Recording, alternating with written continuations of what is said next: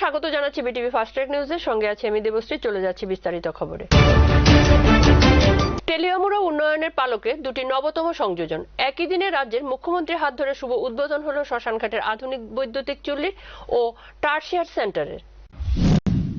পুলিশের বাড়িতে চুরি, গ্রেপ্তার দুই কুখ্যাত চোর। জানা যায় গত 23 ফেব্রুয়ারি বিশালগড় রঘুনাথপুর এলাকার পুলিশ কনস্টেবল আমির হোসেনের বাড়ি থেকে স্বর্ণালঙ্কার চুরি হয়েছিল। বিশালগড় থানার ওসি রানা চ্যাটার্জির নেতৃত্বে পুলিশ ভোররাতে রঘুনাথপুর ও ঘনিয়ামারার দুই দাগি চোর নজরুল ইসলাম এবং ময়নাল হোসেনকে গ্রেপ্তার করলে তাদের কাছ থেকে স্বর্ণের চেইন উদ্ধার করা হয়। আগামী 1 মার্চ থেকে শুরু হতে যাচ্ছে রাজ্যের বিধানসভায় বাজেট অধিবেশন, যা চলবে 5 মার্চ পর্যন্ত।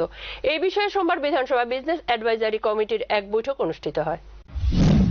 সাত সকালে যুবকের মৃতদেহ উদ্ধারে চাঞ্চল্য। ঘটনা সোমবার সকালে তেলিয়ামুড়া চাকমাঘাট ব্যারেজ সংলগ্ন যুবকের মৃতদেহ উদ্ধারের খবর পেয়ে ঘটনাস্থলে বিশাল পুলিশ বাহিনী। রাস্তার কাজে ব্যাপক দুর্নীতি প্রকাশ্যে, প্রতিবাদে এলাকার ক্ষুব্ধ জনগণ। সরকার রাস্তার কাজের জন্য কোটি কোটি টাকা বরাদ্দ করছে, অন্যদিকে কাজের নাম করে বিভিন্ন কোম্পানি এবং ঠিকাদারেরা রাস্তার কাজ নিয়ে ব্যাপক দুর্নীতি চালিয়ে যাচ্ছে, অথচ সংশ্লিষ্ট দপ্তরে কোনো নজর নেই সেদিকে।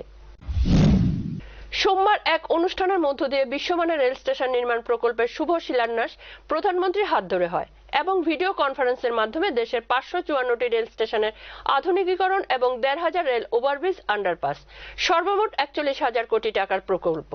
আগরতলা রেল স্টেশনে ভিডিও কনফারেন্সের মাধ্যমে উদ্বোধনে ছিলেন মুখ্যমন্ত্রী ডক্টর মানিক সাহা, কেন্দ্রীয় প্রতিমন্ত্রী প্রতিমা ভৌমিক, বাধারঘাট বিধানসভার বিধায়িকা মীনা রানী সরকার সহ অন্যান্যরা। এখনকার মতো বিটিভি ফাস্ট ট্র্যাক নিউজ এই পর্যন্ত। পরবর্তী খবরের জন্য চোখ রাখুন বিটিভির পর্দায়। নমস্কার।